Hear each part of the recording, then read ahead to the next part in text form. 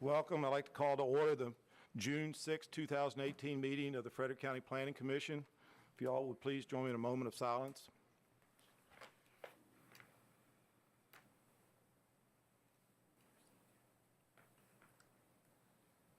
Thank you. The first item on the agenda is the adoption of the agenda. If there's no changes to it, I ask for a motion to approve. So moved. Second. Got a second? All those in favor? Aye. Motion carries. The agenda is approved. The next item is the approval of the April 4, 2018 meeting minutes. If there's no changes to those minutes that we've read them, I'll take a motion to approve. Move we approve. Second.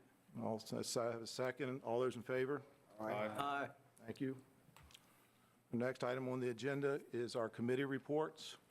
And our first report tonight will be by Mr. Oates for our Transportation Committee. Mr. Chairman, we met on May the 21st. Had 3 items we discussed. The first was a speed study on Perry Road. Right now, the speed limit's 55. There was a request to come from some of the landowners to reduce that speed, so VDOT's going to take a look at that. Second item was down at Old Charlestown Road. There's a proposed bridge down there coming in the future.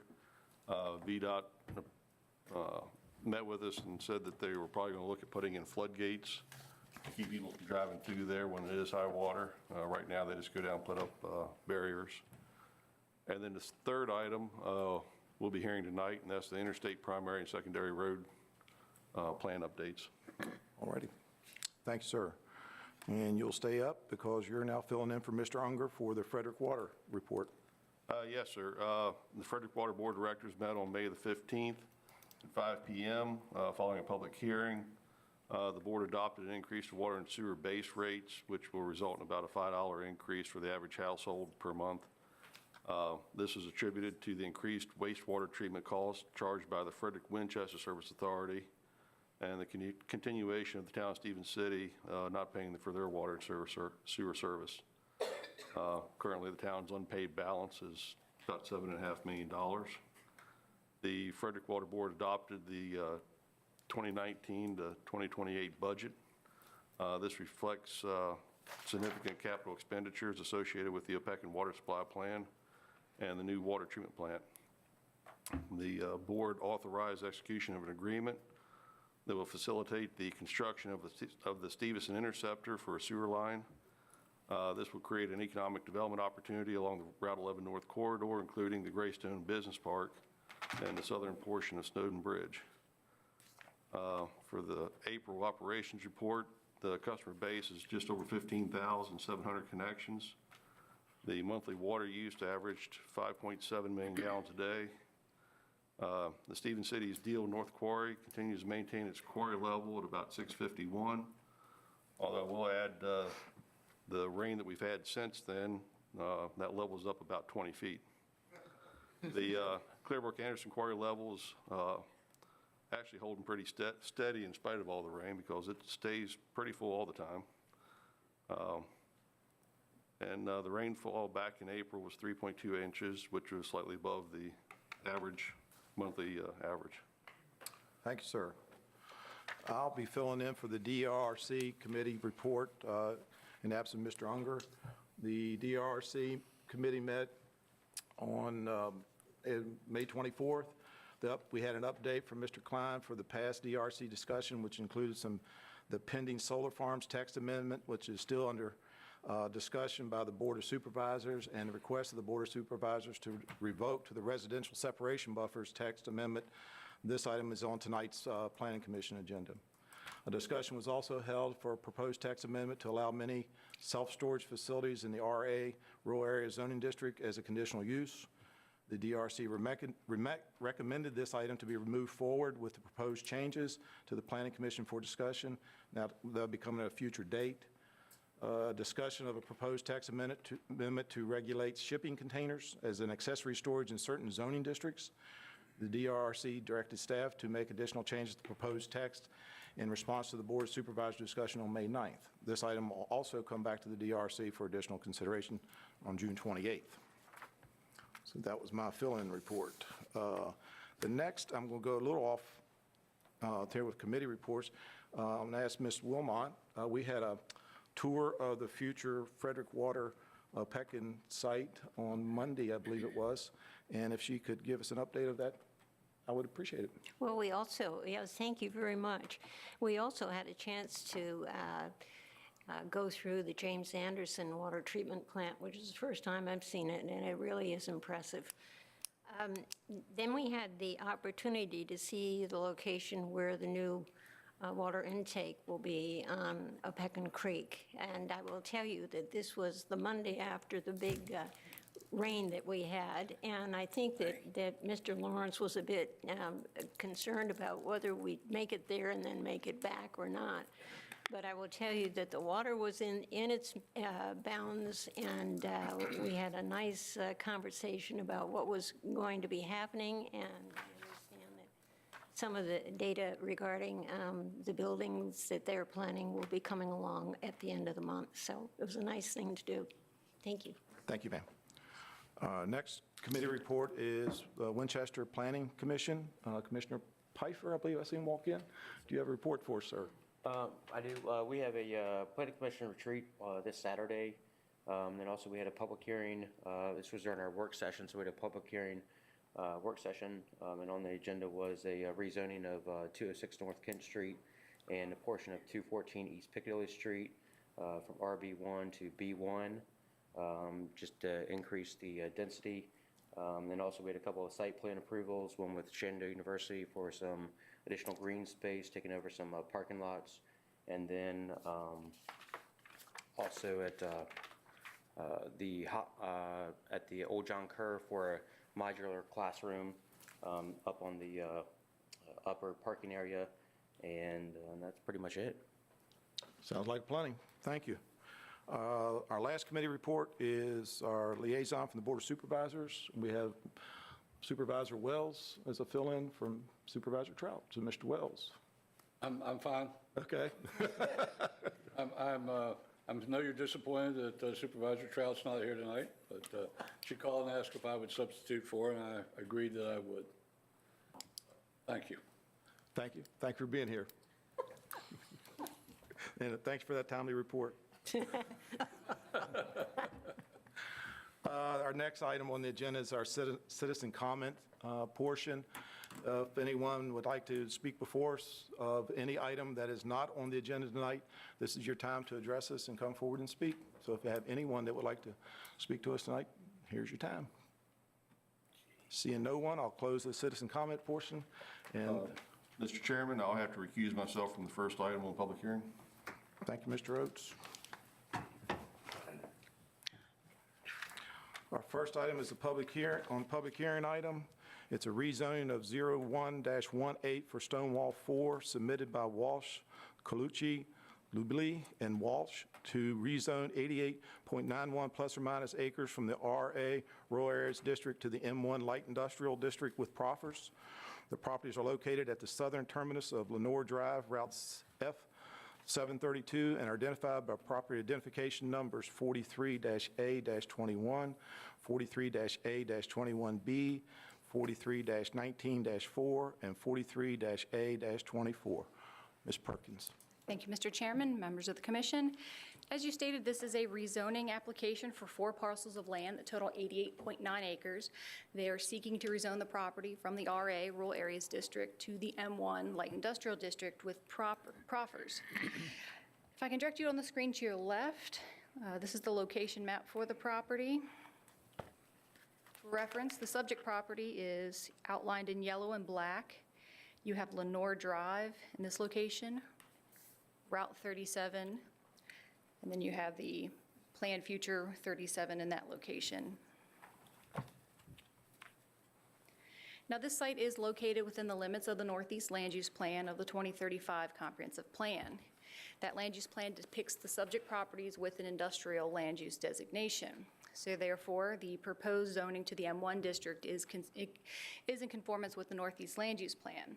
And I would also note the properties are within the sewer water service area. And this is just the land use overlay. The blue shows future industrial. Now with this application, the applicant has proffered a number of things. First, they have limited the development to 820,000 gross square feet and solely to be used for warehousing or high cube transload and short-term storage. They proffer conformance with the GDP, a maximum height of 60 feet, dedication of the Route 37 right-of-way, 10 cents per gross square footage for fire and rescue. And that's just a copy of the GDP included in your agenda, part of the proffers. They are proffering a Historic American Building Survey, which is a standard level 3 as defined by the National Park Survey, Historic Documentation Program, for the historic residential property and its subject buildings that are on the site. And they are also proffering an inspection prior to the demolition of the property for non-heated areas of the residential building in case they do find historic objects when they're demoing the structure. And I would note that at your seats, there's a revised proffer. It's one piece of it. It's the portion in red that was submitted to staff today, so my apologies for it coming to you late. But that was intended to address the slip ramp comment that was in the staff report and the rezoning application. And I just wanted to point out that on the subject property. Again, you have the subject properties here and Lenore Drive. The comprehensive plan calls for a future slip ramp on 37 that would intersect with Lenore Drive. So the added text in the proffer states that access to the property shall be as shown on the GDP, provided that access to the buildable area of the property is not impeded or eliminated. The applicant shall not place above-grade improvements on the southeast corner of the property near the terminus of Lenore Drive in such a way as to preclude the construction of the proposed slip ramp. So with that, following the public hearing, staff is seeking a recommendation from the Planning Commission to the board. I would be glad to answer any questions. Mr. John Bishop is here, and Mr. John Foote is here on behalf of the application. Thank you. Any questions, Ms. Perkins? See no? Thank you. This time, the applicant would like to come forward. State your name, please. Mr. Chairman, my name is John Foote. I'm with the law firm of Walsh, Colucci, Lubelai, and Walsh. Thank you. Believe me, you're not the first person to butcher that name, and he deserves every bit of it, I can just assure you. It's nice to be back with you. I've been before this commission on many occasions over the last 30 years, and it's a pleasure always to come up to Frederick County and to be before this planning commission. I would probably mess with this thing if I knew how to do it. Look at this. And one thing I wanted to make, let's see, we actually had a couple of slides ourselves, and I don't know whether, well, this just shows you a concept plan of what is generally proposed. One of the things that I wanted to observe about it as we talk about it is you'll notice with respect to Lenore Drive, we adjusted the entrance upon discussion with the staff. There had been concern that the location of it might ultimately interfere with the location of the slip ramps that we'll discuss just briefly in a moment. It is my understanding from discussions with Ms. Perkins that the staff is now satisfied with the relocation of the entrance into the property in the fashion that you see here. This shows you a prettier picture, as it were, of where things are and where Lenore Drive comes in. I don't know how to draw like you do on this thing, Candace, which is pretty cool. There must be some, just hold, and look at that. All right. This, of course, shows you how Lenore Drive comes in. And this piece of property here, one of the things that you probably already know, because you probably know the property pretty well, is that is owned by Mr. Jenkins. That property is not owned by our client. You may or may not be aware that Stonewall, this is Stonewall 4. The company that is Stonewall 4 is represented tonight by Dan DeLella, and I believe you all know John Callow. I'm sure he's been before you on a number of occasions with the Kittleson Group, our traffic engineer, and with him is Marion Harders, who is my professional planner who works with me on cases up here particularly. Stonewall is actually a project by the Equus Capital Partners Group, which has constructed several 100,000 square feet of industrial space in Frederick County over the past 13 or 14 years. They are not new to the community. They have put a lot of tax revenue into the county's coffers, and this is another project that they would like to do in the community for the same purpose. One of the things that we wanted to point out about this project is the fact that it is warehouse, and if you saw the materials we gave you, there's an extended discussion of the nature of warehousing under the new 10th edition of the Institute of Transportation Engineers, 10th edition of the manual. We have limited it to the lowest traffic generation forms of warehousing, which are those that they used to be called high cube, but basically what they are is those which have high logistical facilities, which is to say they move stuff around technologically sophisticated manners within the facility.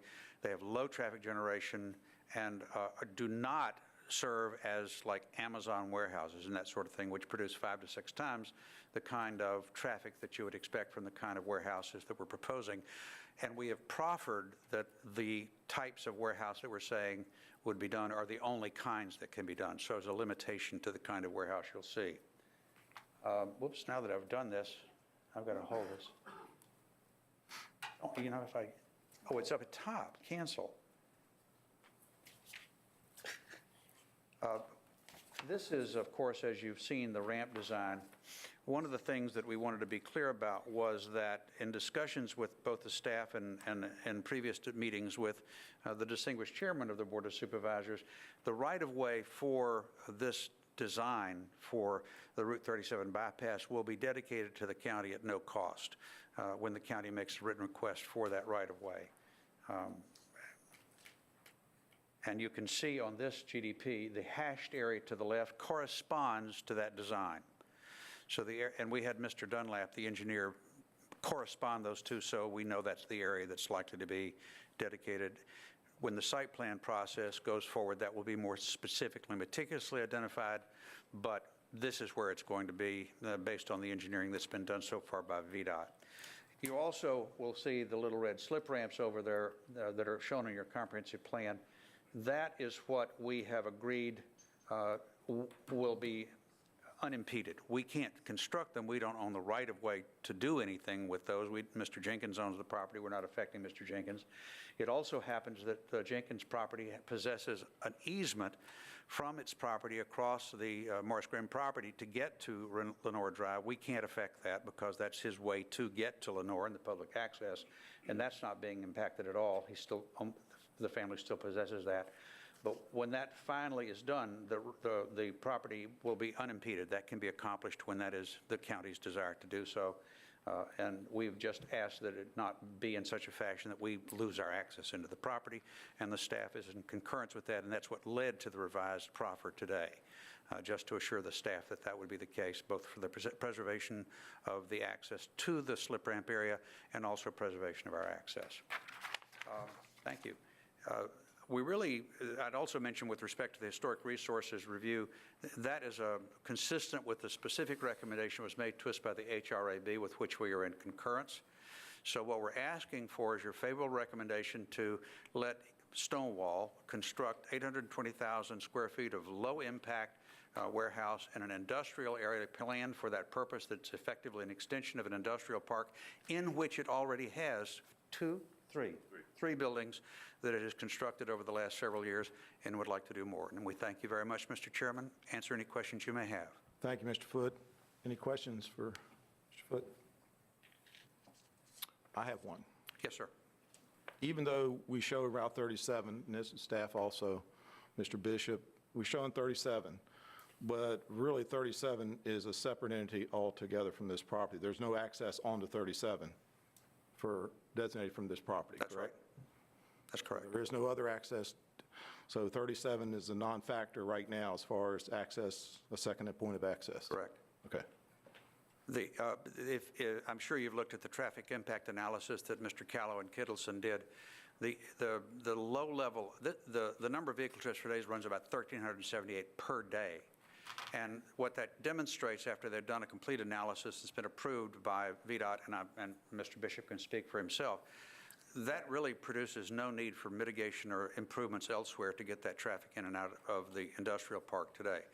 The impact is effectively insignificant. So it can come out Lenore Drive. any ultimate change in level of service occurs simply because of background growth, not because of this project. Any other questions? Thank you, sir. Yes, sir, thank you. This time, I'll open the public hearing. Any of those people that wish to come before us to speak to this item will come forward now, come to the podium, state your name, address, and Magistel District.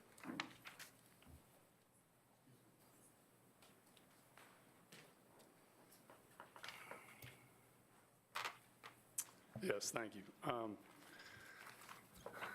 My name is Doug Tone, for the record. And also, for the record, I'm not against the rezoning. I think Frederick County needs more M1 zone property, and this falls under that category.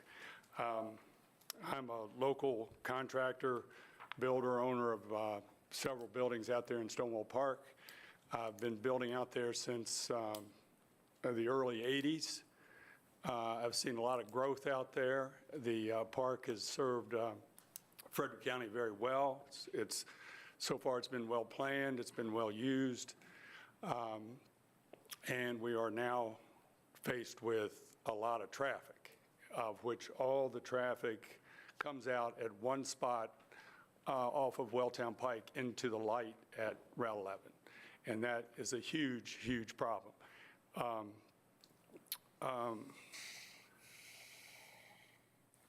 Let's see, at that intersection, which VDOT in just the past year has widened to accommodate a lot of the extra traffic. And I know Equus has been out there. They have several of their big buildings that impact that point. But the expansion of the lanes has helped, but is not a permanent fix.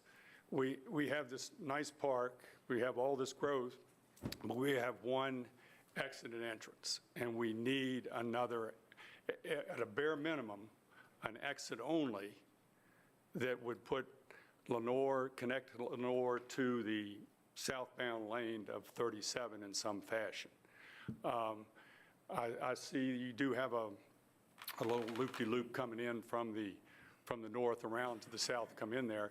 That would be fine, but the exit, if you could get an exit only, you would probably eliminate half the traffic coming out of that park on that light. And that's just my opinion. I haven't done any studies. But anybody heading south would take that exit or take that route. I think at this point, when you have a rezoning that's coming forward and you have the opportunity to be able to ask for some kind of, I'm not going to use the word proffer, but some kind of design, build, access, now's the time to put it in there. It would be proper planning. It would be the right thing to do. The only other comment would be there is a fire and safety issue when you have the traffic that it could back up or does get tied up at that light. And invariably, we even have a train that crosses Welltown Pike. It happens to be at noon and 5 o'clock, but it does cause quite a bit of backup. But this would circumvent that. But I strongly, strongly recommend, just from the history of being out there, that we need another point of access out of Stonewall Park. Thank you for your time. Thank you, Mr. Tone. Next, state your name. Yes, sir. I'm Ken Rice, Executive Vice President, Chief Operating Officer of HN Funkhauser, and we operate the Exxon Handy Mart on the corner of Welltown and Martinsburg Pike. I just wanted to echo some comments that Doug made. We've been out there now approximately, I think, 4 years. When we went in, we agreed with VDOT we had a lot of open entrances, so we ended up closing every entrance but 2. We agreed with VDOT to also pay to correct some underground problems and some flooding problems. So we have our entrances closed, and now what we're seeing is the additional expansion of Stonewall Park with the increased traffic. And I'm not against that at all. What I'm here for is similar to Doug, is to tell you that something has to be done for proper planning, because it's a safety hazard. The tractor trailers backing up across the railroad tracks, people working in the industrial park. You just need to go out there. If any of you had, I hope you have gone out there and looked at it. If you want to come by, I'll get you a cup of coffee, whatever. But you need to look at it. It really is a mess. And thank God people are courteous and let people in and out. I mean, our business has been successful. We have another entrance over by where the O'Connell Lodge is. But I can just see it getting worse and worse and worse. And I understand that this is limited trips and what have you, but they're also tractor trailers. So it doesn't take a lot of tractor trailers to back up. We paid to have some of those improvements done, the widening done in our thing, and I think that if this continues, it's just going to impede everybody's business. So to me, it just seems, I know it's not simple, but to get away, I mean, if you look at the map, if you just think about the map, where that's located, they've got to go all the way through Lenore, come all the way out to Welltown and go around. But you know what? Guess what? Guess what some of the trucks are doing? They're turning left. Suppose you lived all the way out there and saw those trucks go all the way up through the rural, a small 2-lane road, and then they go out to the Clearbrook exit 81, which I don't think is a good thing either. So I would implore you to put your heads together, try to figure out a way, if there's a way to get an exit only. As Doug said, I think that would alleviate a lot of the problem. I certainly not against the development at all, but I would hope you would look at that. Appreciate your time. Thanks. Thank you, Mr. Rice. Is there anyone else who would like to speak to this matter? Seeing no one, I'll close the public hearing. Discussion? Questions? Speak now. Let's hear it. I guess I have a question for staff, and probably for John more than.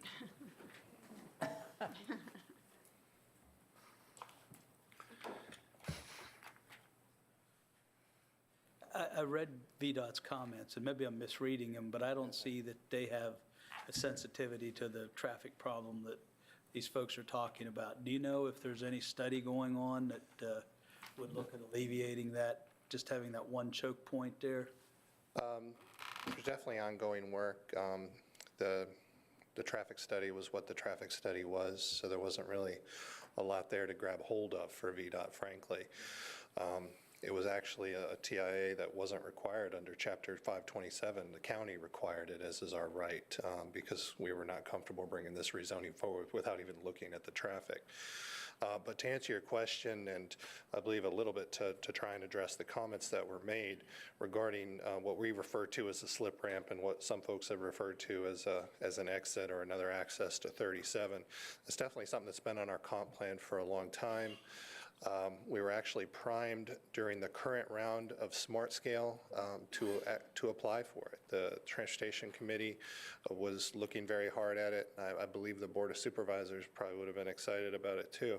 However, updates to the Smart Scale program requirements threw a monkey wrench in the terms of a specific study that was required that's not normally required of localities, so we didn't have that. But however, even since then, we've already put that into place as something that's going to be taking place through the MPO, and specifically, that's an interchange justification report. Even though we just call that a slip ramp or an access point, VDOT still looks at it like an interchange for considering funding. So we have already put in place to where that's part of the MPO's next Unified Planning Work Program, and I would not be surprised if we, the county, were applying for that during the next round of Smart Scale. Frankly, if this applicant would have controlled the property that it has to go across, I think that would have been a very different conversation, not just between your staff and the applicant, but also with VDOT as well. Mr. Bishop, without going into too much laborious description of Smart Scale, and I'll prep that, your history of smart scale, and I know I've sat in some committee meetings with you there, that process is a lengthy one, and it's very subjective sometimes, it seems. So I don't, if you could just kind of clarify smart scale for us, just a Smart brief- Scale, even though we're in the middle of our third round of applications, which makes it sound like it's not that new, it's still fairly new. It's an attempt to remove politics from the transportation funding world within the state, that is. Now, whether that's successful or not, I'll leave to better heads than mine. But it does take a much more extensive look at each project you're trying to apply for and its justifications. You're not going to get away with drawing a line on a map because you think it's a good idea and actually expect to get it funded. There's just a much higher bar. And of course, even though there are different pots of money, we're competing for Stanton district funds, but we're also competing for statewide high priority dollars. It's extremely competitive because we're not talking about a lot of money. We're talking about 30 million amongst the entire Stanton district for district fund.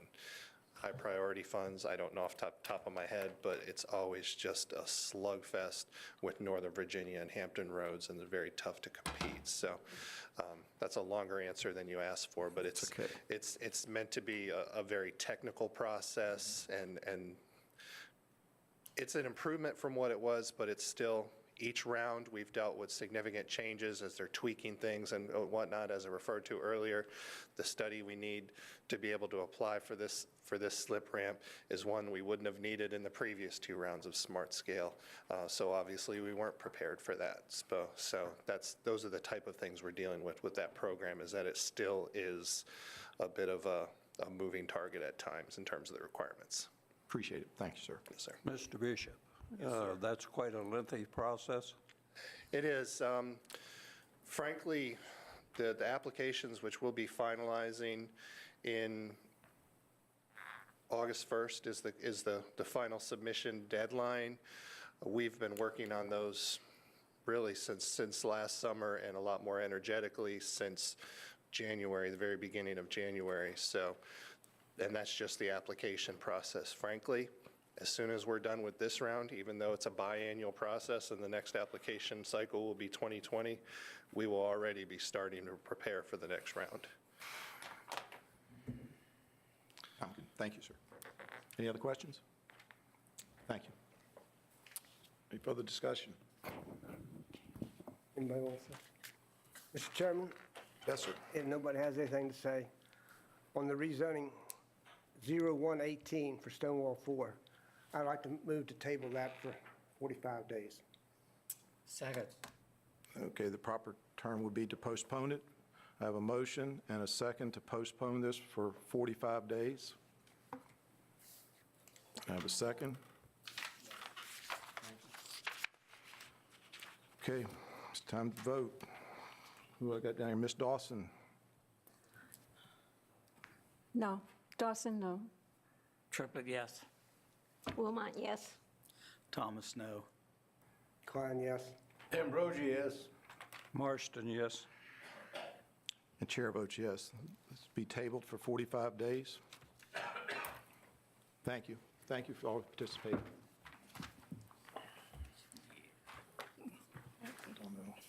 I'll get back to you on that one.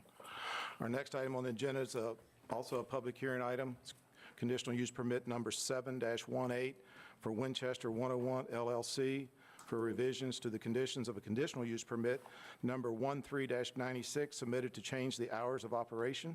The property is located at 4780 Northwestern Pike, Winchester, Virginia, and is identified with property identification number 40-A-66D in the Gainsborough-Magdalen District in the RA zoning district. Mr. Chairman. Thank you, Mr. Chairman. Members of the Planning Commission, just for the record, is again, it will amend the conditional use permit to change the hours of operation to 24 hours. If I can turn your attention to the map on your left, it's outline of the property on Route 50 West. This is a current status of what the property looks like, sort of a pictometry picture, shows you where the property's set up. This property is subject to conditional use permit 1396 that was approved by the Frederick County Board of Supervisors on December 11, 1996. One of the conditions that attached to the conditional use permit was the hours of operations permitted for this market would be from 5 a.m. to midnight. The applicant is requesting that to amend condition number 7 of the conditional use permit to be allowed to be open for 24 hours. So none of the other conditions that are in your packet, Mr. Chairman and Commissioners, has changed with the exception of condition number 7, that the hours of operations may be 24 hours. For the record, the applicant, Mr. Patel, is here to speak on this application. I'll answer any questions you or any of the commissioners may have on this proposed change to the conditional use permit for the hours of operations. Following a public hearing, staff is seeking a recommendation from the Planning Commission to be forwarded to the Board of Supervisors. Thank you. Thank you, Mr. Chairman. Any questions from Mr. Chairman? Seeing none, thank you. Would the applicant like to speak before us, please?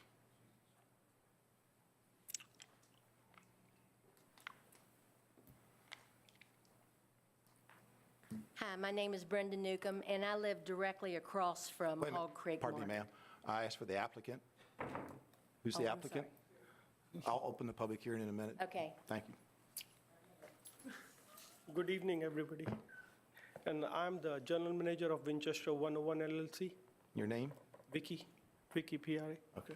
And the reason we are offering like 24 hours operation, the first thing is the safety. This is our station located in the middle of nowhere, and the main issue is the safety for the store and safety for the neighborhood around the area.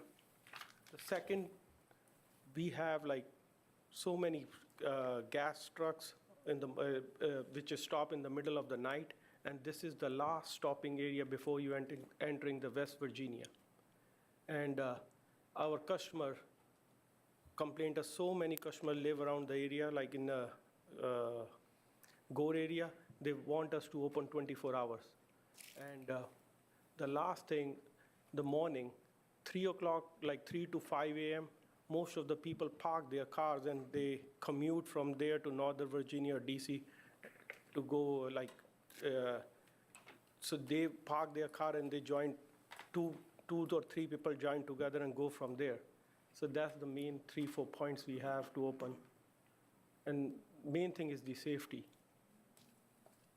Okay. Thank you, sir. Do we have any questions for the applicant? Yes, I have one. Number of employees that you will have during that time? See, we have at least 3 employees till 11 o'clock, and then 2 employees till 1 o'clock in the night.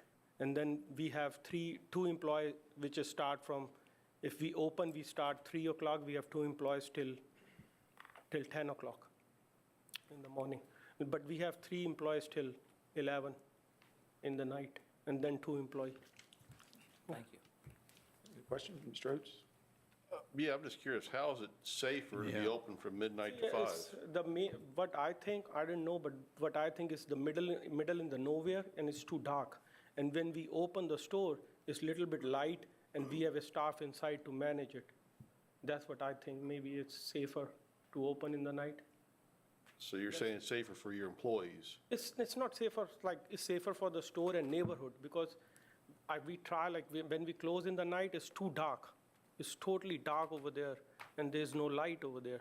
And we shut down our lights, like our canopy lights, we shut it down. But if we open, so traffic, 1 or 2 people stop there, it's help the store, help the community, I think. Maybe it's a little safer than if we open it. Then if we close it, it's too dark and somebody can come inside and go, nobody even know. But it's safer that you won't get robbed? No, it's safer for I think it's safer for the community, it's safer for our store too, if we open it. Okay, not sure I agree with you, but all right. You stated you have gas trucks. I guess you're talking about just vehicles. You're not talking about refueling where they're bringing in semis of See, our fuel in the middle of the refueling night. truck come in the nighttime, like, and the gas truck, which people buy gas from there, and this is the last stop before they enter the West Virginia. But you won't have refueling semis in there in the middle of the night, will you? At some time, not all the time. From Yeah. between 12 and 5 in the morning? Yeah, sometimes they come 4 or, but not come in the night, middle of the night. It's easier to come come after 4, so they don't do much noise in the night. So that's why they come in the morning. Okay. Thank you. Yeah. Any other questions? Thanks, sir. Thank you. This time I'll open the public hearing. Anybody would like to speak, this is your time to come before us now. Come speak. State your name and Magistral District. Okay, now I'm. There you go. Now you got it. I'm Brenda Newcomb, and I live directly across from the store. And I've lived out there for 40 years. And we don't live in the middle of nowhere. And he still has lights on during the middle of the night. I know he might take the canopy lights off, but there are still lights. And it has just dramatically changed since this store was put in. He didn't build it, but they bought it. And my question is, you want to leave it open for 24 hours? Are you planning on making it into a truck Ma'am, stop? Just direct your questions up here, okay? Just direct your questions to us, please. I want to make sure it's not going to be a truck stop. Yeah. Lots of semi-trucks go in there at nighttime because I hear them, because or whatever the Jake break is, they go down through there and then they stop and go in there and get gas. And they wake me up. And I really do not want them to be open from 12 until 5.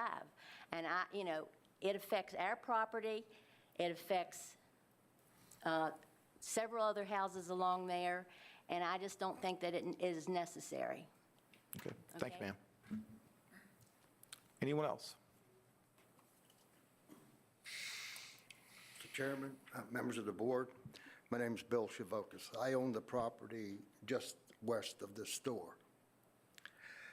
This property, this store from its inception, has been the root cause of the destruction of the peace and tranquility of our neighborhood.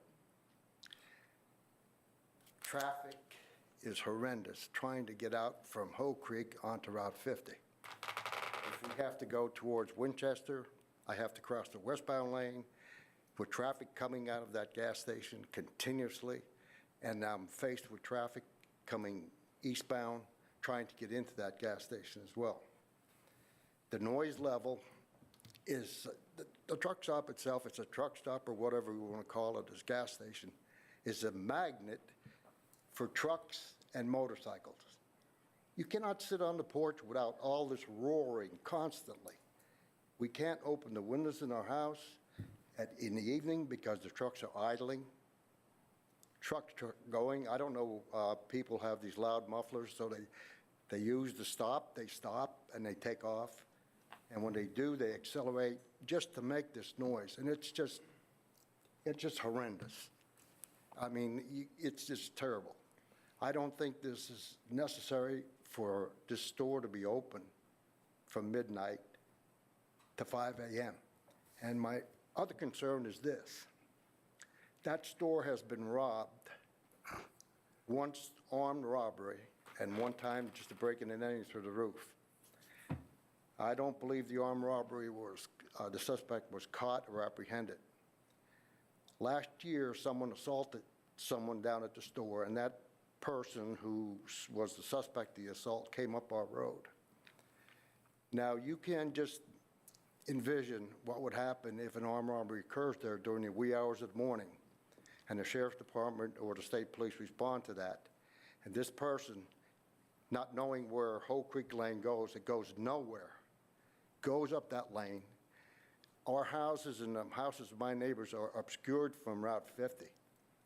What would preclude that person, that culprit, from invading one of our homes and taking us hostage in the middle of the night?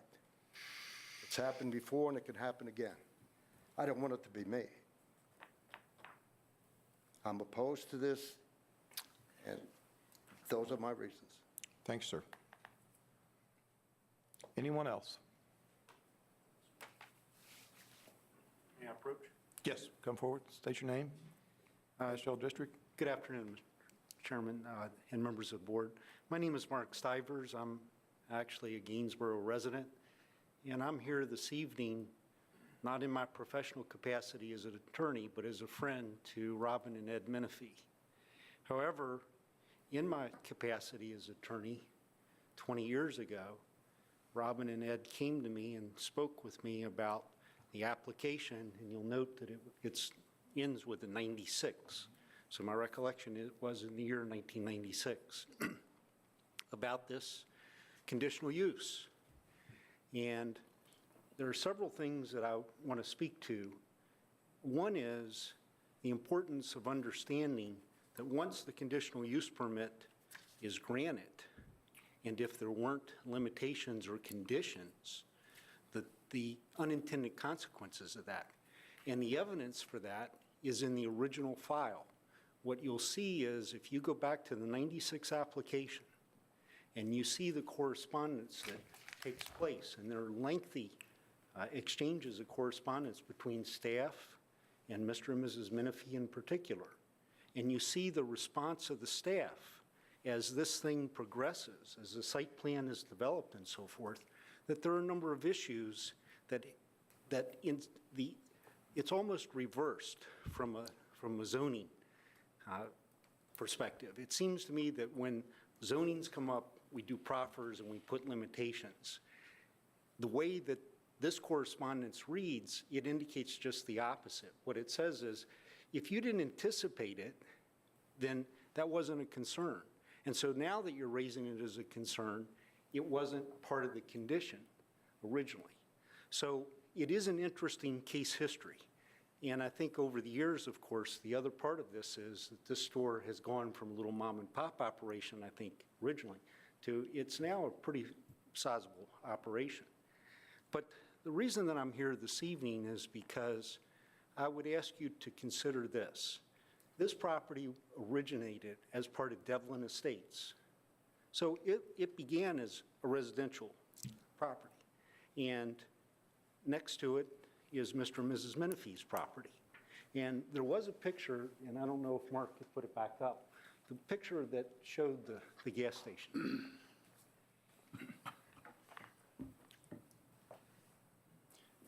Immediately to the right, do you see the residence that's there? That's Mr. and Mrs. Menifee's house. And we all talk about, well, you know, would it be a good idea to go to the scene of the crime when you're talking about criminal matters? Or would it be a good idea to go investigate this if you really want to understand it? Well, last night, after talking to Robin and Ed, I drove out there and I went up their driveway and it was dark, and I got on their front porch, and the amount of light pollution that shines from that particular property is astounding. It is astounding. There's a picture window in this house, and from their front porch, it is absolutely astounding. And so now what this applicant's asking to do, and by the way, they've been operating illegally. That's how this all came about, in case you don't know this. They already were operating 24/7, and when they were called on the carpet for it, that's when this application came forward. So at the juncture where they're working through, or at least till midnight, at least the lights and the nuisance that the light pollution represents to the Menifees in particular, and I don't know about the other neighbors because I haven't gone on their properties, but under the circumstances, it is very concerning. And I think this board has to look at the balance. They already operate until midnight. They can reoperate at 5 o'clock in the morning.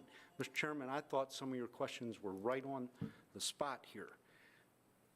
This thing has gone from a couple diesel pumps to a great deal more. And the idea that tractor trailers are going to come in there at all hours of the day and night. Originally, this was part of Devlin Estates. This is a rural area, and the residents deserve some peace and quiet. Can you imagine trying to sleep after midnight, but before 5 a.m., and you hear those Jake brakes or you hear that other interference? So I did want to also react or respond. I thought Gary's point was an excellent one about how is it safer? it doesn't strike me as being an issue of safety at all. And the telling part was the gas trucks are coming in there already. And so I don't want to belabor it, but I would encourage you to deny this or to make a recommendation to deny it. If you have any doubts, I think the word was table it, and go out after dark and stand on their porch and ask yourself, is this fair to the citizens and the neighbors of that community? And then, Got a time limit here, so Thank I'll you. ask you to wrap this up soon. and then lastly, I would ask you if you have any other doubts, to go back and look at the history of this particular file. And it is really a lesson in not anticipating all the unintended consequences. Thank you, sir. Thank you. Good points. Thank you, sir. Still public hearing. Anybody else would like to speak? State your name. Yes. Edward Menifee, adjoining property owner. Thank you for listening to me. A lot of my points were just made. Other points, there's no storm water management system there. Since that place has been paved in 1996, all the runoff goes to my property. It's wet all the time. Of course, when you have your summer droughts, it's okay, but it's difficult to mow the grass. I have pictures of that. And we have cattails growing everywhere. You would think we're a pond. As far as the traffic goes, I don't think we're unreasonable. I don't want to see this passed. I don't think it's unreasonable for the community to be able to get some restful sleep at night. It's just terrible to hear those Jake brakes. In the afternoons when I've been there, the Jake brakes go until the last revolution of the engine. And it's continuous traffic in and out of there. As you can see, the bedroom of the home is right there close to the trucks drive around the store. And my bedroom is right there at the pavement where the trucks go through. I do not currently live there right now. Our tenants moved out. We had to go take care of our parents. And now my brother's moving in, but I intend to move back in there. My father and I built the house. It was the second to last house that he constructed, and it means a lot to me. And I am here to preserve it and to make it so it will be pleasurable to move back in it. Moving on here, I have been over to the store multiple times to complain about the buffer and to complain about the trash. The response I got on the buffer was that they don't see anything in the CUP about it. It is written on the site plan where the fence is to be maintained. There's to be 9 trees that are 6 foot tall between us and the store. And that has not been maintained. I've been too nice of a neighbor. I have not come in here and raised Cain about it. I think I've been fair about it. Also, trash. All the trash, the fence is not maintained well. The trash blows over onto our property. You would not believe the amount of trash, the signs along the road, the lottery tickets, anything you can think of, cardboard boxes goes to my property. We live to the east side, and everything blows from west to east there, and it really stinks. But to sum it up, ever since it's been put in, this new CUP, it hasn't been good for us or the community. We've been bullied. The previous owner, I made complaints about the lighting, and the first thing that was done was within 3 days, we had excavation equipment out there, and every single tree between myself and the store was taken down. every one. And when I complained about it, it's spilt milk. Thank you all. I appreciate your time. Please consider this. Thank you, sir. Appreciate it. Anyone else?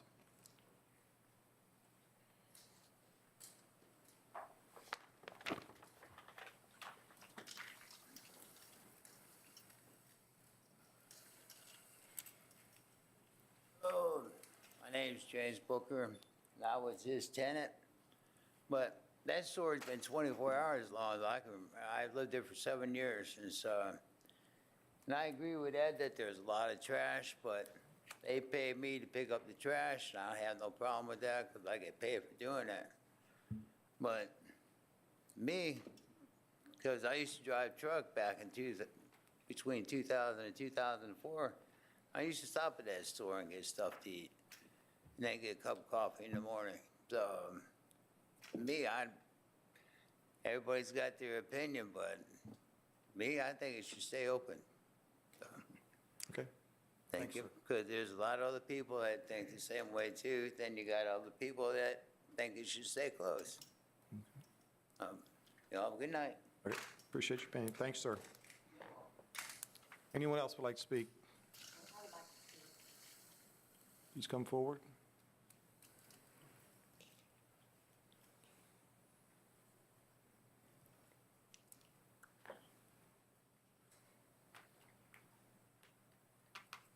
I am Please state your name, make the microphone. Catherine Booker, Okay.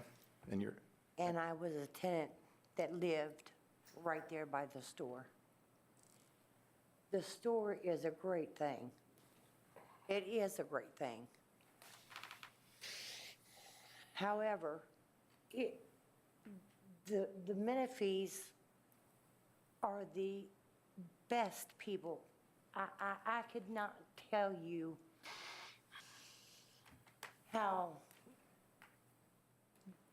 great people they are. They are the best people, the best people. They let us live there. My grandchildren were born there. My dog I loved is buried there. My dad died there.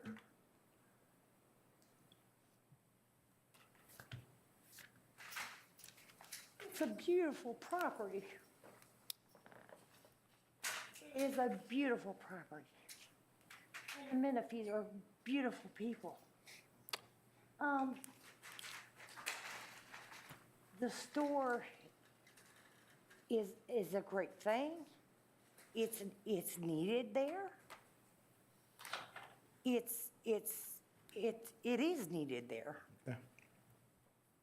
However, we tried to keep the trash picked up. My husband broke his hip trying to keep that property up. we're kind of close on time tonight, ma'am, so if you could wrap it up, I'd appreciate it. Thank you. Yeah, it's a needed store. At the store, the people, the owners, they're very great. They're great people. Appreciate it. Great people. And the Menifees are great people. Thank you, ma'am. I just don't know how to incorporate it all together there.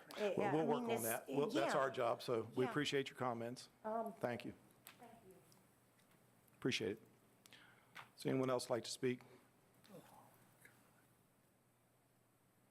Hi, everyone. I'm Robin Menifee at 4722 Northwestern Pike, and as my husband said, we're just to the east of it. A lot of things has been said that I won't try to repeat a number of things. I thought I was going to be able to bring some of our pictures so that you could see a view from our side, and then found out today that we weren't able to show the same as there.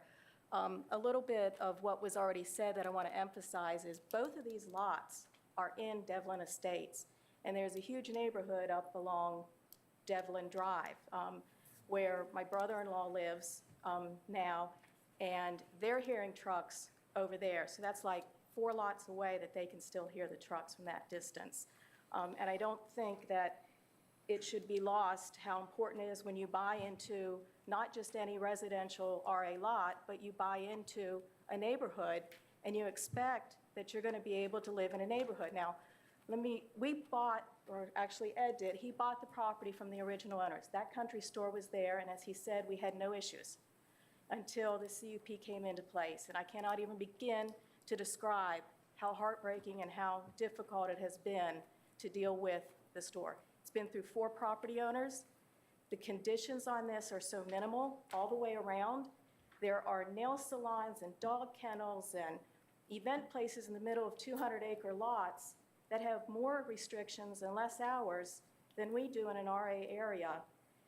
You're about 4.6 miles away from Round Hill, it was open 24 hours. You're a little farther away, about 6 miles, you get to Walmart and you get to 7-Eleven, both open 24 hours. This is not an essential service. People who move out into that area expect to be able to be out in a non-residential area. My husband went through what a number of the issues were. I'm not going to belabor those. It is just amazing that when we appeared before you all 20 years ago, it was stated this application is for expansion of the existing country general store with petroleum sales, allowance for a fast food drive-through restaurant, and a single-family residence in association with a country store. That was deemed the second property or house was not allowed because they already had a house that was built there. We could not foresee this, but we talked about trucks, we talked about noise, we talked about trash, we talked about light, we talked about everything. And it's just so disheartening to have lived here my whole life and think that zoning ordinances are there to help us, and yet we haven't been able to do anything despite maybe upset or irritate the planning department every time we have to come to them, but every single thing that we've been able to do and have to constantly watch that. It's not a good neighbor, it's a nuisance. Just think if it was in your backyard. Think of how it feels when you get that phone call in the middle of the night and your heart races. Think about hearing the beeping. I was just there because, as Ed mentioned, we're working on moving back into the place because of elder care starting to wind down. And traffic is crisscrossing. You have tractor trailers going in both directions. That's something that hasn't been shared with you tonight. You have tractor trailers waiting to get out while other traffic is crisscrossing coming in. It's just astounding. And calling it a truck stop, I stopped in at another store and asked if they were franchised, because I didn't know what the ownership was. I think this is one of 4 owned by the owners. The previous owner was a huge petroleum. This is a multi-million-dollar business just in this one store. And prior to that, they had like 10 or 14 different of these stores. I've got to This is no advise you of the longer time, so if you could. country store. The point I was going to make. Sorry. Not your fault. Oh, shoot. Let me see if I had it right in front of me. But just the fact that this is no longer a country store by definition. Oh, I know that's what it was. When I stopped in and I was trying to find out about ownership, and I said, what about the property on Route 50? Are you all related? And he goes, oh, the truck stop. I said, no, the truck stop's on 522 because it has a sign that says truck stop. No, he says, no, it's on 50, that's the truck stop. It doesn't have to say the word truck stop for it to be a truck stop. Thank you all very much for Appreciate it. listening to us. Sorry about making you lose your spot. Anyone else? Anyone else? Seeing no one else, I'm going to close the public hearing. Discussion. Mr. Oates? Okay. Mr. Thomas, staff? Is this country store, is it grandfathered, or was it grandfathered back to the original country store with a conditional use permit, or is it there with a conditional use permit? The conditional use permit that was presented today with the conditions as as Mr. and Mrs. Menifee were speaking about, was for an expansion. So it was correct, it was to make that store a little bigger, and that's where they, in 1996. They're correct on the Devlin Estates was there, the whole market had been there, so. So the basic market is grandfathered. Right. The expansion was under a conditional use permit. Conditional use with the, what you're seeing tonight, with the addition, with the 7 conditions there now. Okay, it appears that on the original 6 conditions, the current store is in violation of 2 of the conditions. The one on buffers and trash and lighting, and then the one on the operation. If you look at the site plan that was submitted with the application in your dais, which was an approved site plan in 1996, I believe, there's a fence put along the eastern side, which talks about that on condition number 6. Also, all review agency comments that you complied with, as I'm going to get to the stormwater management issues, that time as you recall, the stormwater management regulations have changed. Not that saying that there's not an issue out there, but it did meet with the site plan that was approved in 1996 of what the regulations were in at the time. The time of the site plan of buffer for noise pollution, light pollution, reduced light, and blowing debris. Staff has been out there on some complaints through the years, including this staff member. I'm actually with the prior supervisor of that district has been out there. The applicant was cited, as pointed out to come here, but also in the past for some, one of the site plan violations they had was their trash dumpster site was not in compliance, and they put it in compliance. The trash, though, I will note, yes, there is trash out there, but you're looking at a 4-lane highway. So just so we understand, the lottery tickets, yes, they sell lottery, I'm not going to deny that. But the time staff had been out there had been trash from other businesses. So that condition that you're referring to, Mr. Thomas, has been met, but I'm going to go with the subjective. Yes, if there's a lottery ticket, cigarette butts, cigarette packets, yeah, you could say it comes from the store today as they sell it. But if you're driving down Route 50 and someone chucks something out the window, that's where you're at.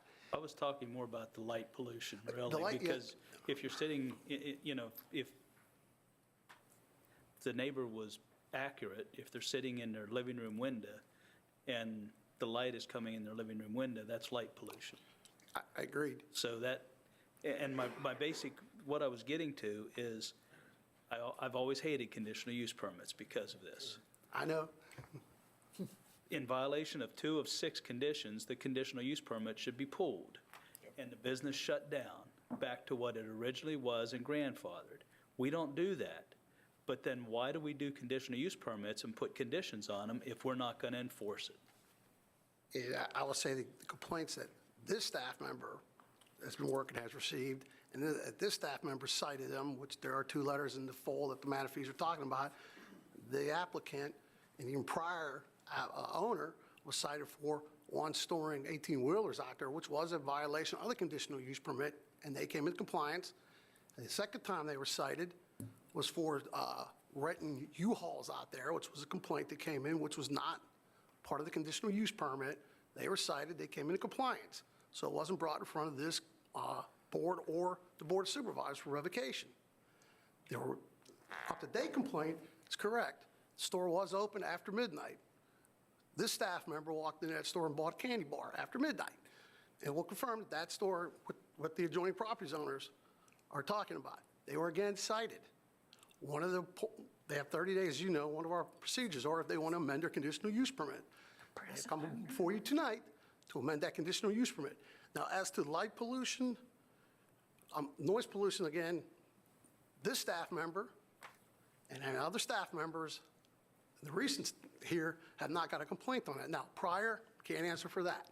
Yeah. So that's where we're here now. Now, if we're back to what your original question is, it's a good one, and what the Manafees did say back in 1996, they did want to put a drive-through restaurant in here, and it was the same issues if you look in the old, and the board of supervisors through the planning commission came up with the 7 conditions, and that's where we're at today. Thank you, sir. Okay, thank you. Mr. Triplett. Mark, so are you speaking of the present owners now has been cited that often? No, the present owners today, Mr. Patel was cited for Open past midnight. his conditional use permit, number 7, They were open after midnight. That is correct. Now, the prior owners, they were cited.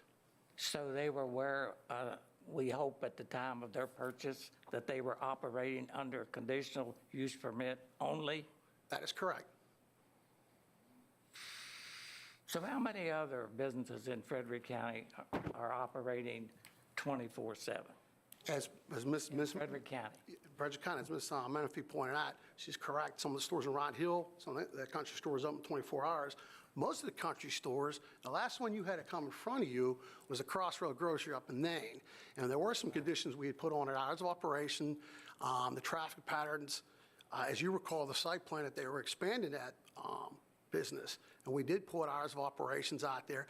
Again, and getting back to the lighting issue, being subjective without going out there with a light meter to see where it blows over on the property lines. Today, you have to have a photo light plan that you bring in, part of the site plan process. Back in 1997, we did not have that. So up until recently, this business was open 24/7. And then all of a sudden, they decided to stop at 12 until 5 in the morning. They were cited for being open. We're doing that. Yes. So then this decision was made that they would close. And then they came in front of you tonight to amend it. So I kind of like the old conditional use permit myself, with the stipulations in it. That's my concern. Thank you. Thank you, Mr. Oates. I think that's a question. Well, I'm just going to say I'm not in favor of extending the hours 24. The number of complaints that have been out there, I think this commission and the Board of Supervisors need to rethink how they handle CUPs and not be so afraid to pull them. In my opinion, the next time they get cited, if they're not complying with their approved site plan, it needs to be pulled, come back in and update their site plan to current standards. So that's just my 2 cents. Thank you. Mr. Thomas. One other question, and I hate to be beating a dead horse, but on a conditional use permit, you keep going back and saying, based on what was occurring in 1996, but it's not a rezoning.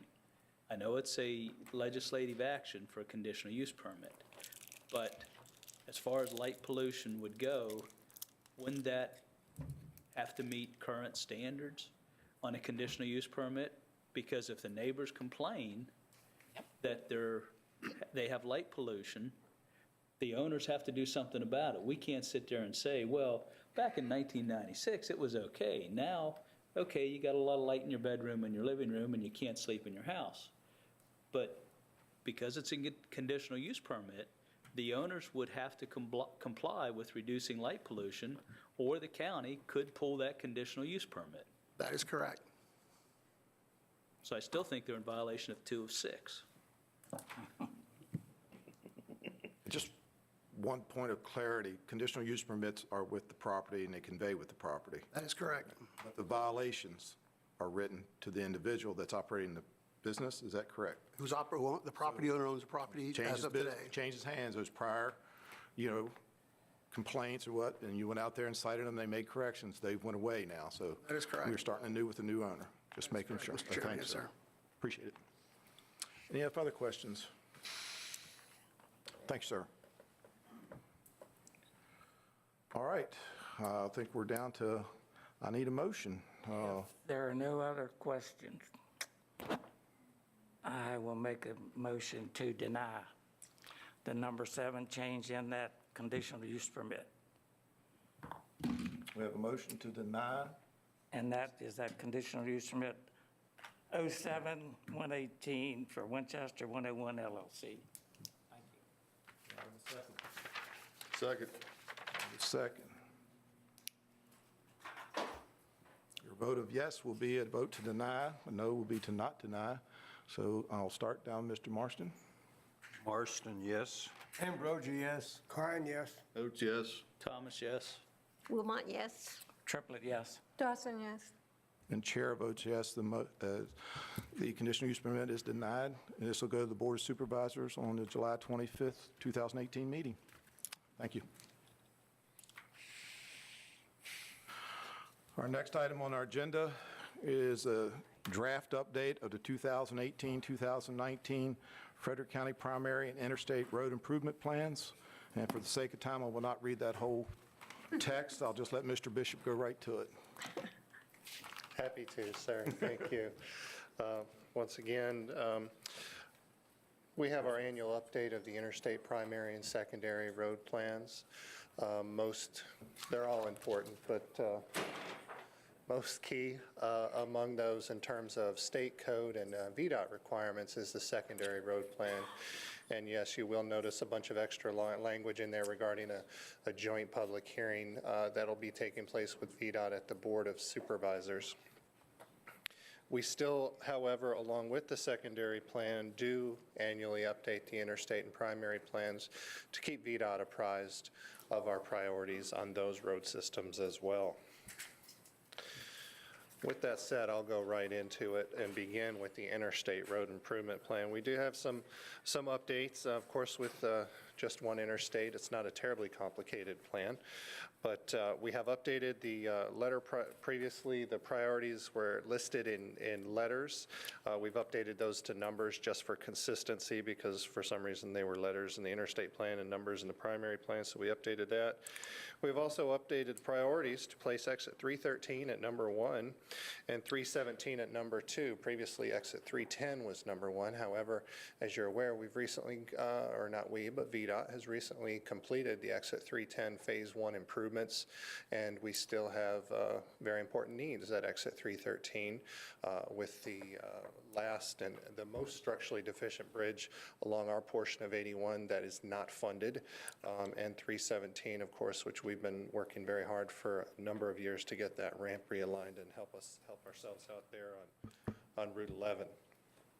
So that is the reason for those suggested updates in that. And finally, the updated language to exit 307 to make sure we acknowledge that, frankly, we have needs on the current facility as well, but we want to continue to promote the eventual relocation. So it's a little tweak in the language there. That remains a priority. From there, we will shift to the primary road improvement plan, where once again we do have some updates. Most notable is we did move Route 11 ahead of Route 277. Previously it was beneath. However, once again, 277, we have a funded project on the most critical portion of that corridor. Doesn't mean we don't need the other improvements along that corridor. However, Route 11, frankly, both north and south, has continued to sustain increasing traffic loads and safety concerns, which we've been working through studies with the MPO to develop these projects and make them good applications for smart scale funding. So we have moved that ahead of 277 at this time. And further, you just heard me refer to smart scale. I'm going to refer to it again. 277, we've broken it into additional segments, because one thing that you may not know yet about smart scale is if you look at it on a statewide basis, frankly, for the most part, large dollar projects are simply not typically getting funded. So what we've tried to do with 277 is break it into smaller, more bite-sized pieces.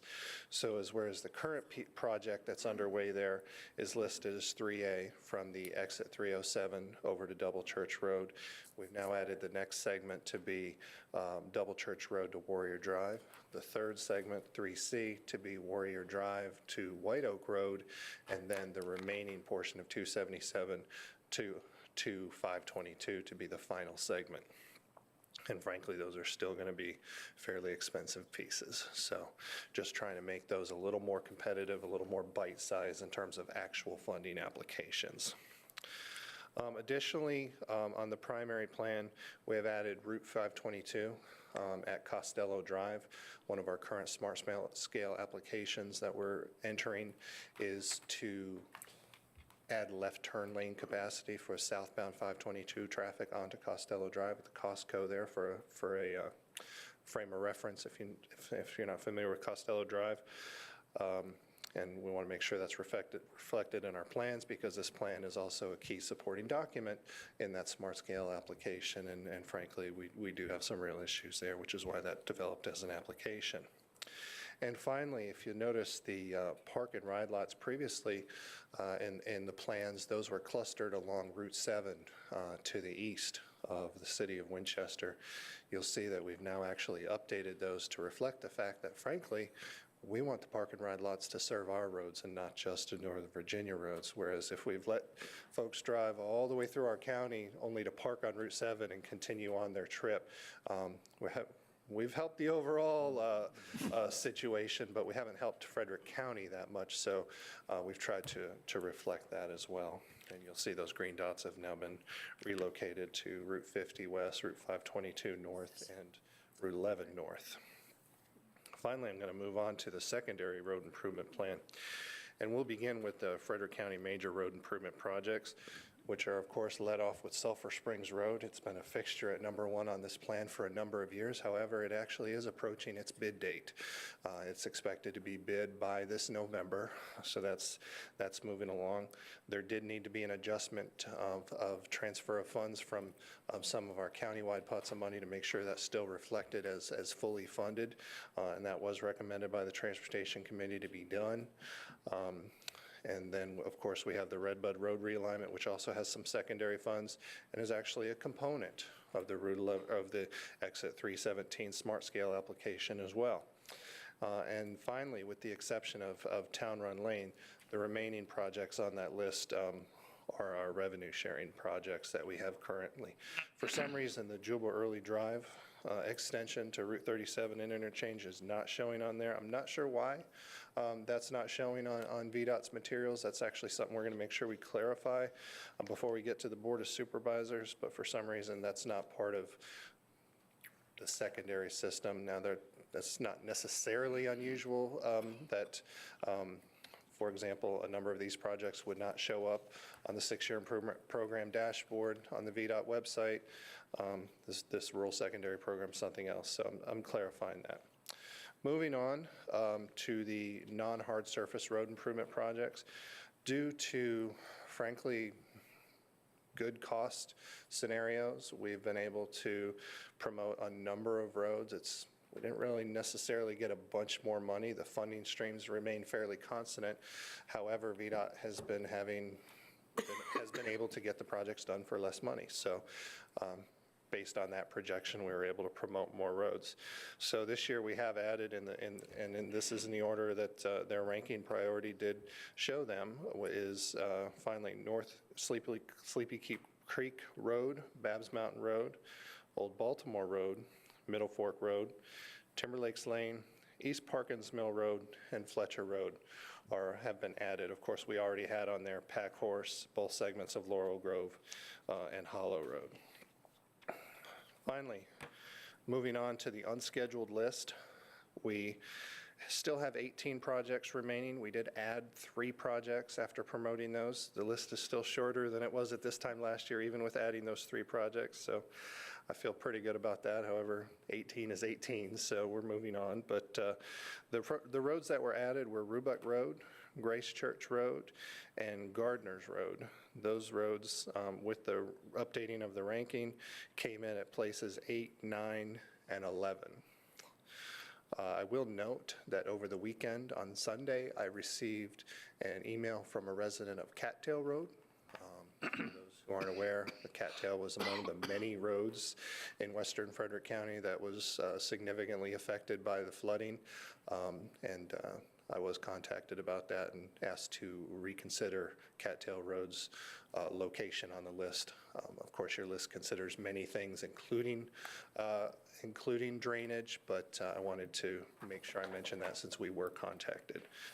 With that, I can take any questions you may have.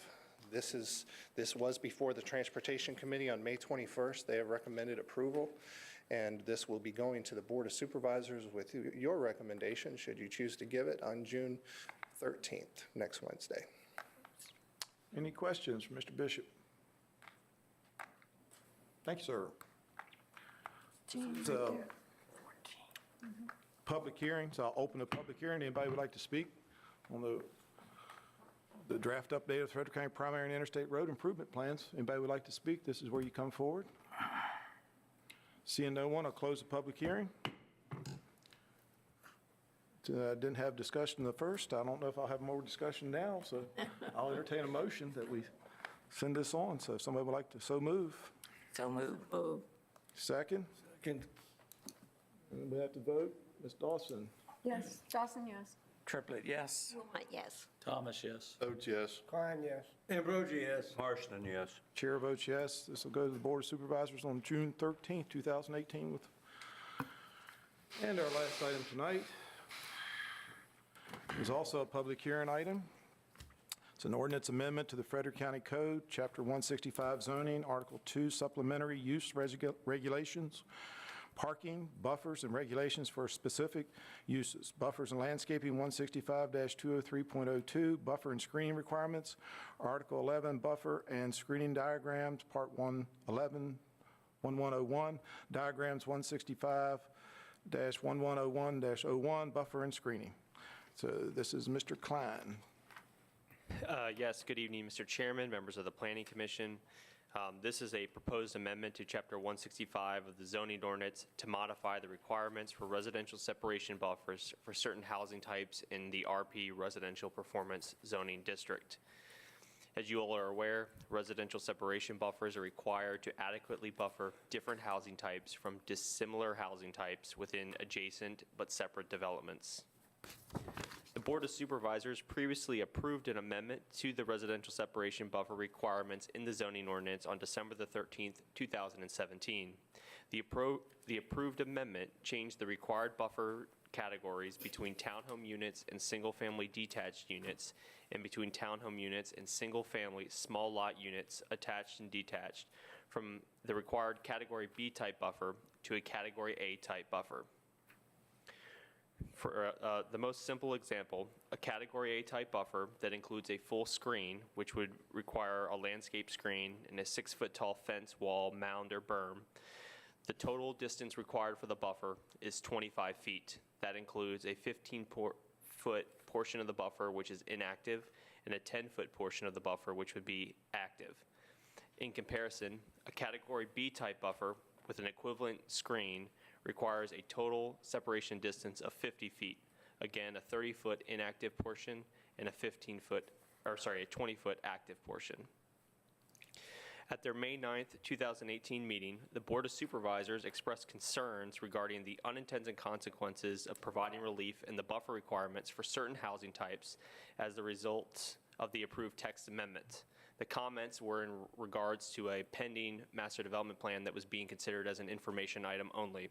Specifically, the Board of Supervisors cited concerns on the increasing of the intensity of development on particular sites and the potential impact to county services.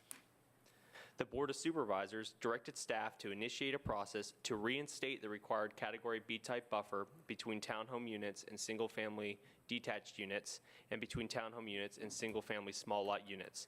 Effectively, this amendment would double the required buffer distance for certain housing types and would reinstate the original buffer requirements prior to the December 2017 amendment.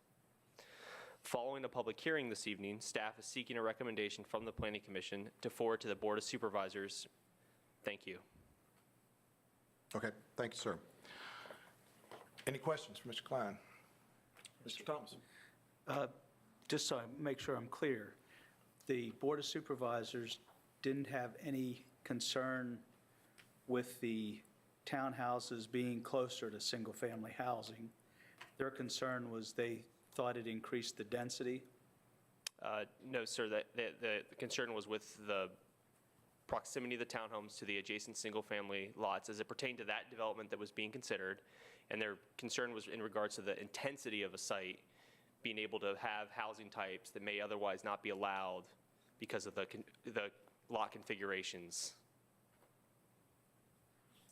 Okay, when I was listening to what you read, that's not what I got from what you read there. But what I stated was the Board of Supervisors cited concerns on increasing the intensity of development on particular sites and the potential impact the intensity may have on county services. Okay, so that said nothing about proximity to neighbors, though. That said intensity, which really is density. Is that correct? It's I can't say it's the same, but density of a site is determined by 10 dwelling units per acre. So all sites have the ability to do 10 dwelling units per acre in the county's RP, Residential Performance Zoning District. Changing the buffers doesn't necessarily allow for an increase in density, but it may allow for the realization of the density that is available on a particular site. Okay. So I think that's a critical point. The buffers did not change the density allowances in any zoning district. Correct. All the buffers did was allow developers to build to the maximum density allowed in that district. Yes. Okay, so then the question comes down to if the Board of Supervisors has a problem with the intensity of the development, we should be changing our density allowances, not the buffer allowances. So we're changing the wrong thing. That may be a direction that they could go, but in this case, they directed staff to take back an ordinance amendment and have it changed back to the pre-December 2017 condition. So for consideration of this discussion, we're considering reinstating the Category B type buffer requirement as opposed to a Category A. But it seems like we're solving the problem with a solution that doesn't apply to the problem. I agree. You know, it comes I will down, take it forward comes any down, comments. comes down to the question, and I was just trying to understand what the board's concern was. It comes down to the question, do we want development inside of the urban development area, or do we want to rezone RA areas and have development outside of the urban development area? If we have unusual shaped lots inside the urban development area that do not have the required building space on so that you can put a residence, then those lots sit empty. The county gets no taxes from them. They're worthless lots. And what we end up doing then is we take farmland or usable agricultural land, rezone it, and build houses on it. Okay, we get taxes from that, but taxes don't pay for services anyhow.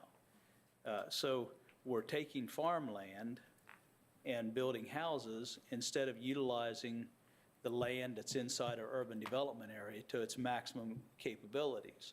We're not changing the density that any of that land was zoned for unless we change our zoning requirements that allows the density for individual zoning requirements or housing types. So if the concern is the amount of houses we're building, we're changing the wrong thing.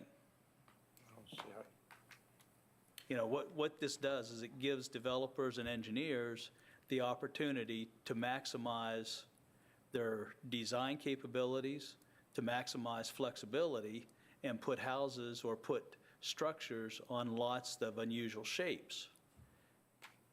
If we take that away, we are guaranteeing that Frederick County is going to have a lot of unusable, or not a lot, but we're going to have a certain number of unusable lots inside the urban development area that are already rezoned, that already have sewer and water provided to them, so that money's wasted, that have roads provided to them, that money's wasted, and we're not allowing the builders and engineers to maximize their flexibility and build housing that would fit the lot they have.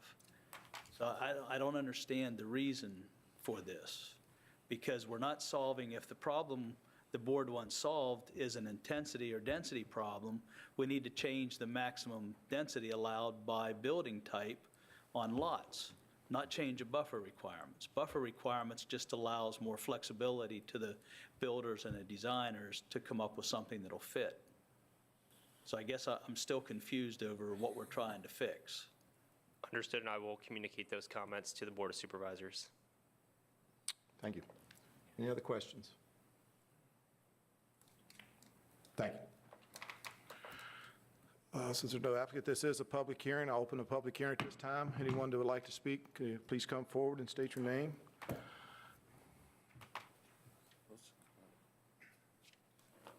Good evening. William Akins with H&W Construction, and actually speaking on behalf of the Top of Virginia Home Builders Association.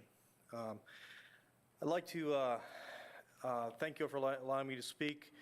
I think Mr. Thomas has pretty much put the icing on the cake here this evening as far as with trying to clarify exactly what the intention of the actual buffers was for. It was our understanding that the Board of Supervisors over the past couple weeks had tried to plan to kill this buffer ordinance, and the TVBA is not in support of that. We believe that the buffer ordinance does allow that flexibility. We believe the buffer ordinance does allow the use of being able to build inside the UDA, and we need to have that flexibility to be able to not impose upon going into the more rural areas. If you guys, as you all have heard this evening, that we don't want development in. The biggest question I think that I had from hearing about this was it took us 8 months to get to this point here to where it was approved, and they're wanting to ramrod it here in 2 weeks and kill it. The TVBA does not believe that that's proper. The TVBA represents over 250 businesses here in the Winchester-Frederick County area, and that we need to have a proactive stance on building and growth, but in a smart way, in a proactive way. So I would like to, would hope that you all would not allow this to pass back to the Board of Supervisors for next week. Thank you. Thank you. Anyone else? Please come forward.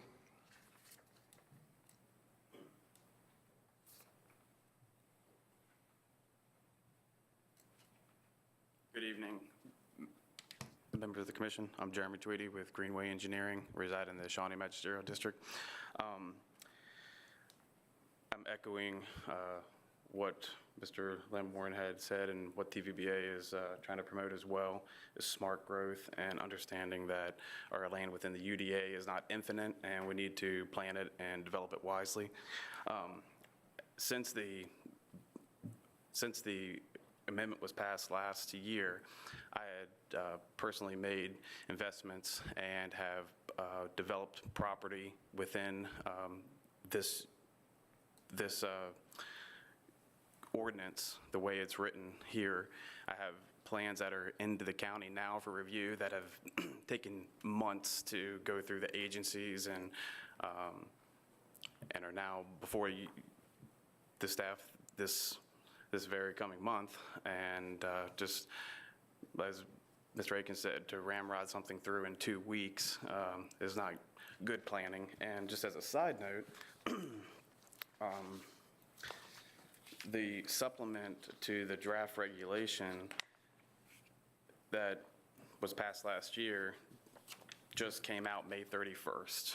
So it took 6 months for this paper supplement to reach my hand as an engineer, but takes 2 weeks to pull it away. So that's all I have to say. Thank you. Thanks, sir. Anyone else?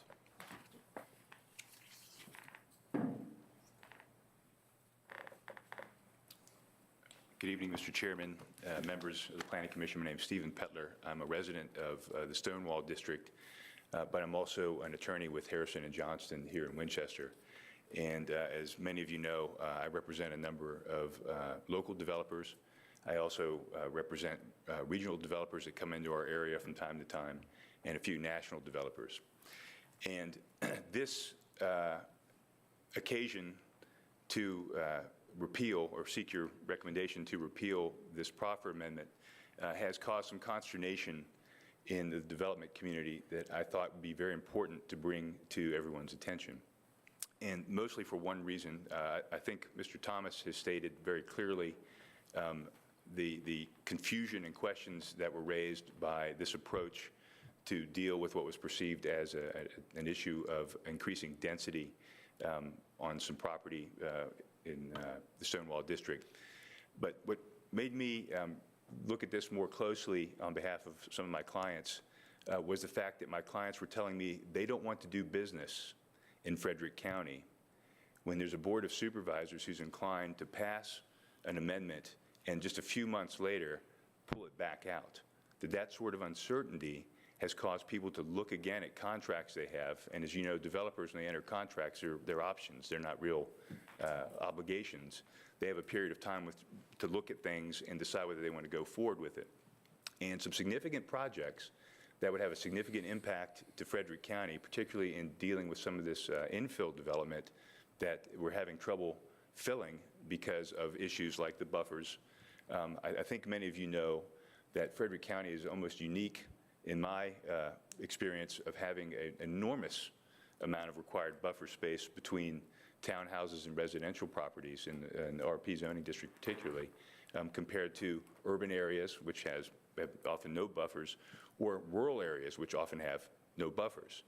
We have an enormous buffer which can't even be shared between the two properties, which severely restricts the yield that a developer can get from their property, and therefore disincentivizes them from looking at properties in the UDA and the SWAZA, and instead draws their attention to looking at properties that are in the rural areas that they can develop by right without having to contribute anything to our county. So all that is by way of asking you to consider the following. The process to pass this ordinance revision was deliberate. I understand that there was a lot of discussion about it in the DRRC previously. I was, I guess, surprised to hear a lack of a report from the DRRC's recent meeting when it was discussed that the Board of Supervisors sent this back to the committee, because I understood there was a great deal of confusion on the DRRC's part about what to do, or what they were even being tasked to do by having it come before them for discussion or as an information item, whatever it was. So I think it deserves the same kind of deliberation to revoke it as it did to pass it.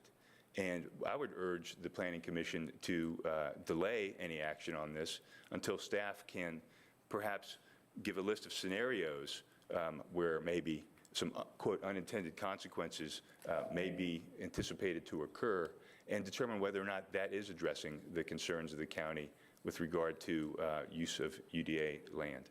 Thank you. Thanks, sir. Anyone else?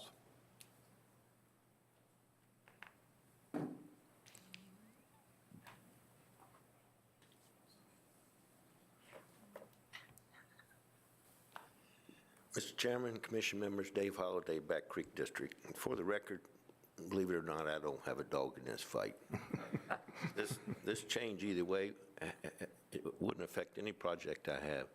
But I think it's the poorest. I just can't speak the time I've been in this county and watched them operate to what they're trying to do. The UDA, the context, the intent of the UDA, and the comprehensive plan to back it up, as I've always understood, is to put the highest density you can probably put where you want it.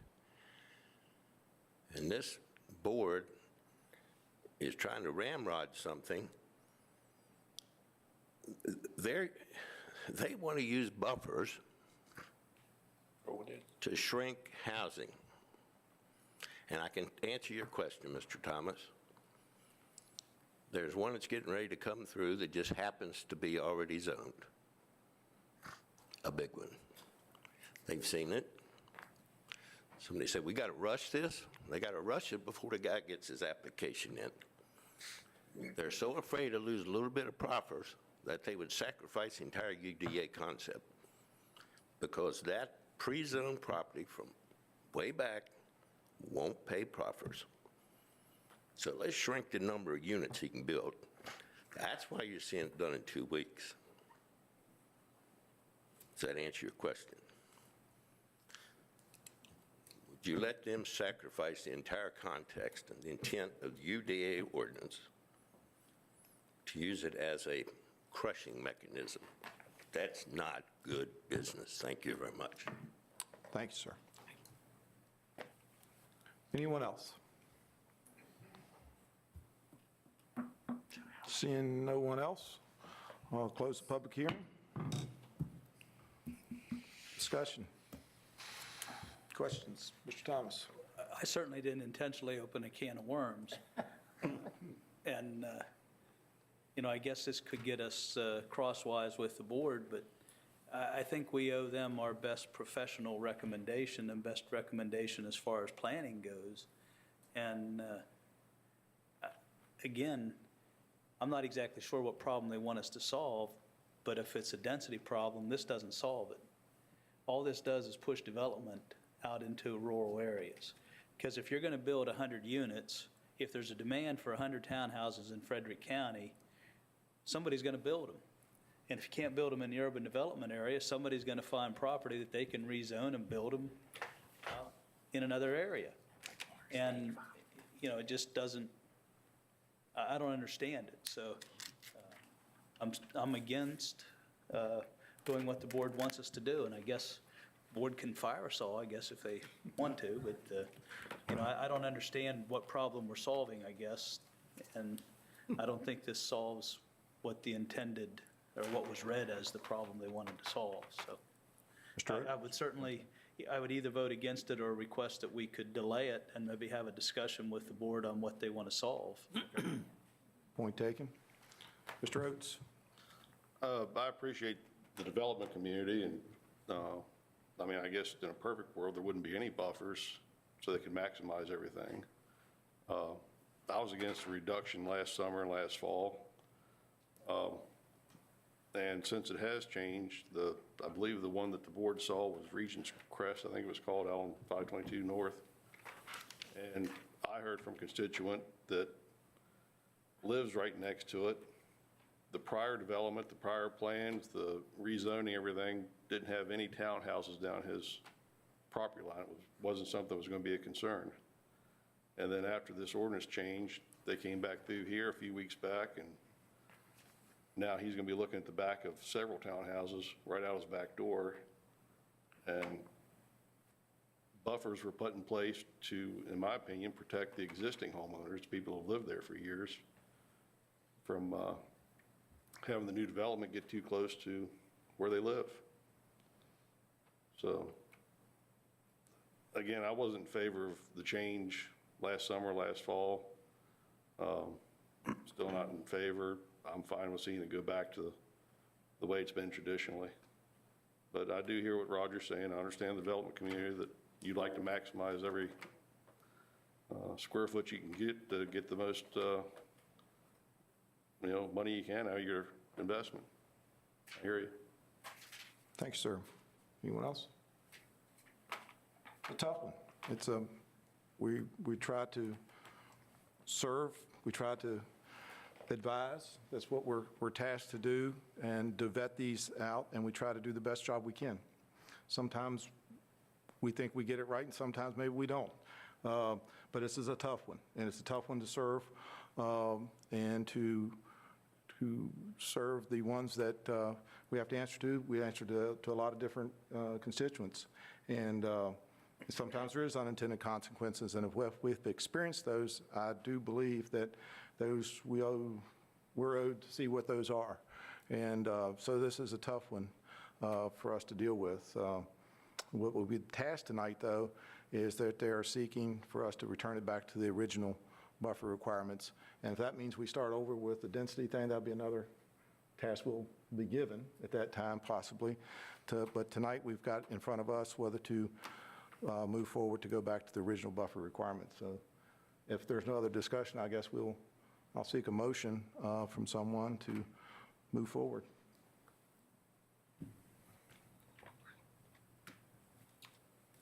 I move we move the buffers back to the way they were. I second that, yes.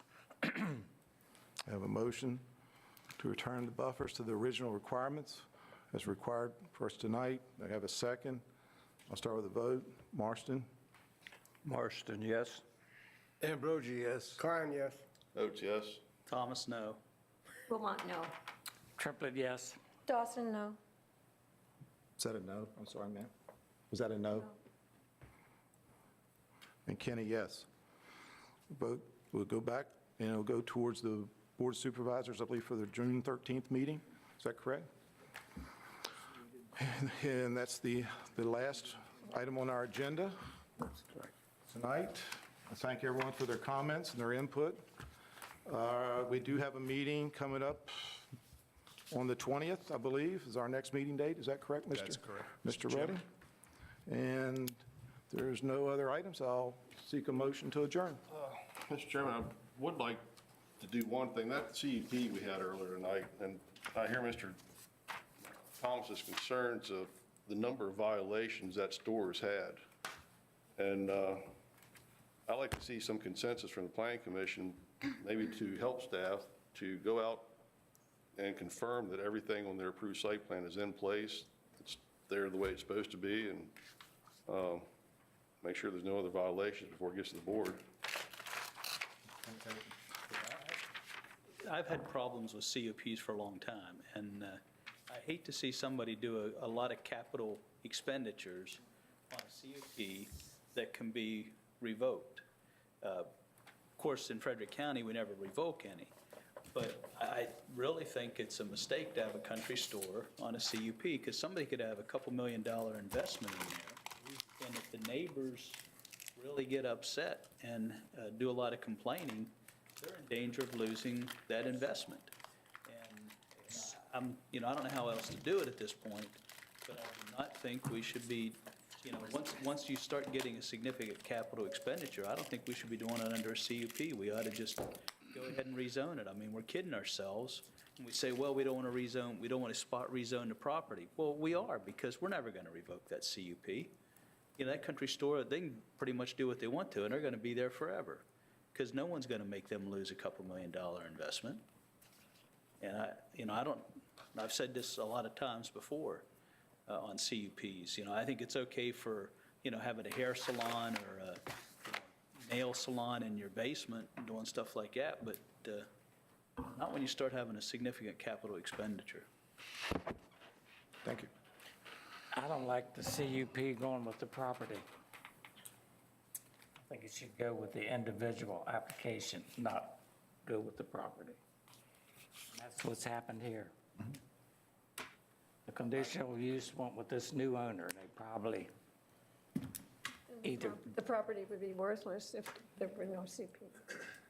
I think they're all good points, and I think we will investigate, and I'll get with staff and get everyone's concerns, so I appreciate it. I had one more. Yes, ma'am. Thank you. Sure? With the plat that we saw, vintage 1997, is it representative of what's on that property now? Apparently not. I would say no, but that there's would be, been an expansion. yeah, The fence, the trees, none of that's there. yeah, they've altered it, so it's not been updated, no, Right. yeah. I had a comment. Oh, the long discussion about Stonewall, that has been a problem with only having one exit forever. Forever. And that was a mistake in the beginning. When they developed Fort Collier, they had multiple exits and entries, or it was not going to be approved. You're exactly right.